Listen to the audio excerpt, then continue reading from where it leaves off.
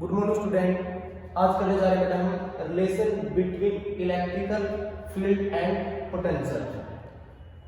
तो इसके लिए हमने क्या लिया है, ये और ये, ठीक है। दोनों के दोनों क्या है हमारे, ये हमारा इक्विपोटेंशियल सरफेस है, जिसके पहले का जो पोटेंशियल है वो v है, जो ज्यादा है किससे, इस इक्विपोटेंशियल सरफेस से पोटेंशियल से।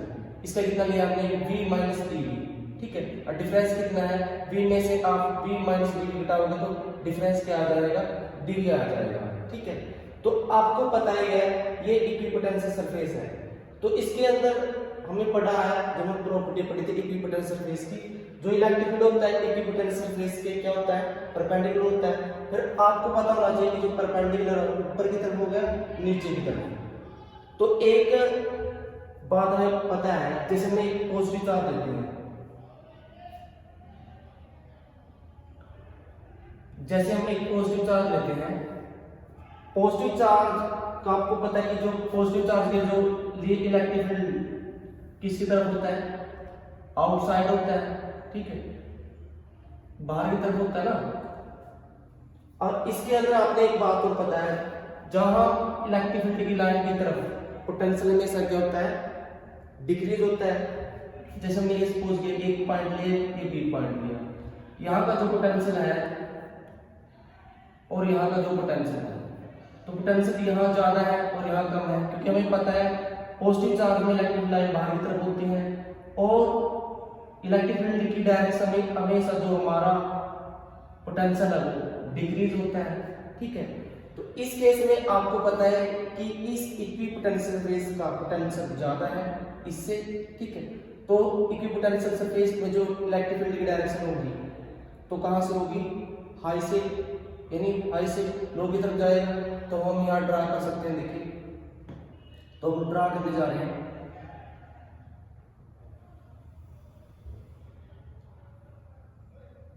ये हम ड्रा करते हैं,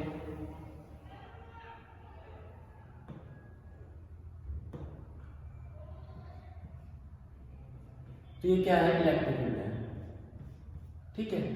और नेगेटिव केस में आपको पता है, नेगेटिव केस में क्या होता है कि जो इलेक्ट्रिक फील्ड लाइन है अंदर की तरफ आती है, ठीक है। तो यहाँ पे भी हम पॉइंट मान लेते हैं, जैसे हमने ये बी पॉइंट लिया और ए पॉइंट लिया, ठीक है।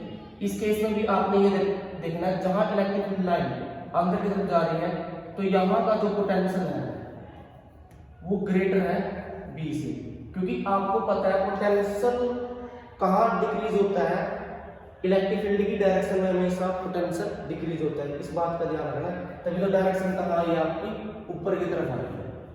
अब इसके अंदर देखिए, ये सेकंड इक्विपोटेंशियल सरफेस है, इसमें हम क्या लेते हैं, 1 कूलम चार्ज लेते हैं।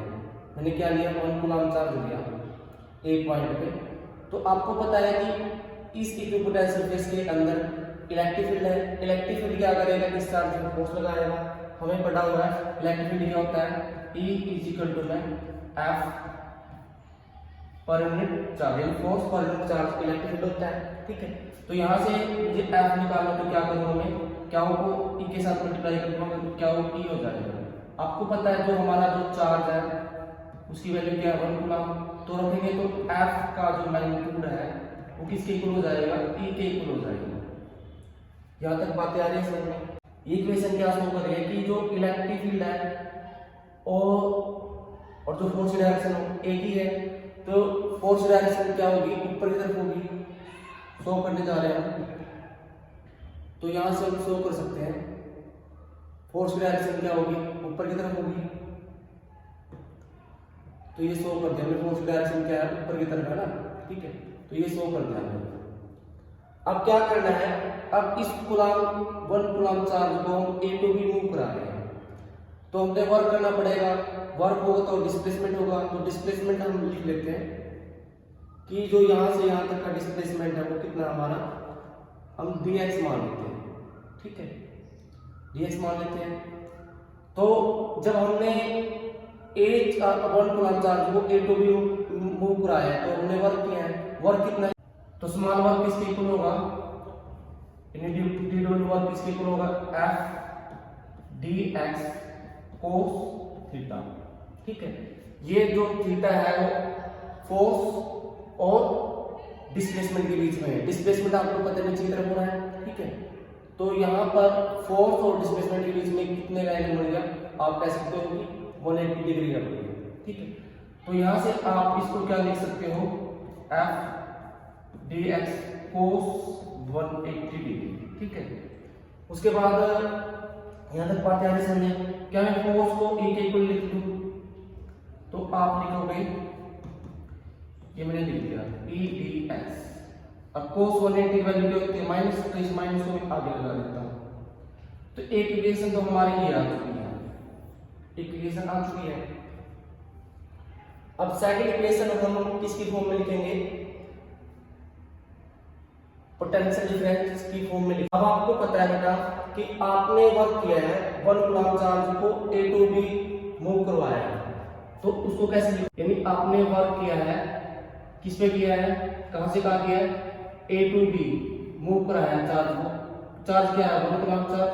तो पोटेंशियल डिफरेंस क्या होगा, पोटेंशियल डिफरेंस होता है कि फाइनल पोटेंशियल, यानी B पे पोटेंशियल क्या है, VB है, और B पे पोटेंशियल आपका क्या है, VB है, और A पे VA है।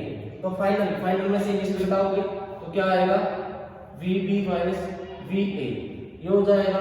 तो 1 कूलम चार्ज वाले पता आपको 1 ही है, ठीक है। तो आपका वर्क किसके इक्वल हो गया, पोटेंशियल डिफरेंस के, ये हो गया। अब आपको पहला हमने एक पोटेंशियल सरफेस लिया था, उसकी जो पोटेंशियल है वो कितना है, V है, तो यहाँ पर V पुट कर दिया माइनस, ये माना था हमने, इसके लिए जो पोटेंशियल था वो क्या था, V माइनस डी, इक्वल में क्या है, वर्क कर रहा है A टू B। तो आपको पता है यहाँ से ये कट जाएगा, ठीक है, ये माइनस डी क्या हो जाएगी, प्लस की हो जाएगी, तो वर्क किसके इक्वल आ जाएगा, जो A टू B किया वो dV के इक्वल आ जाएगा। तो इक्वेशन 2 होगी। अब आपको पता है कि हमने अप्रोच तो 2 लगाए हैं, दोनों के अंदर हमने क्या निकाला है, वर्क निकाला है। तो वर्क को हम इक्वल रख देते हैं, ये भी वर्क है और ये भी वर्क है, ठीक है। तो इक्वेशन 1 और 2 को हम क्या लिख सकते हैं, minus E d x is equal to में dV। तो यहां से ये माइनस और डी एक्स कहां चला जाएगा, डी के पास नीचे चला जाएगा। तो E की वैल्यू क्या आ जाएगी, minus d y d x. तो हमने ये रिलेशन निकाल दिया कि जो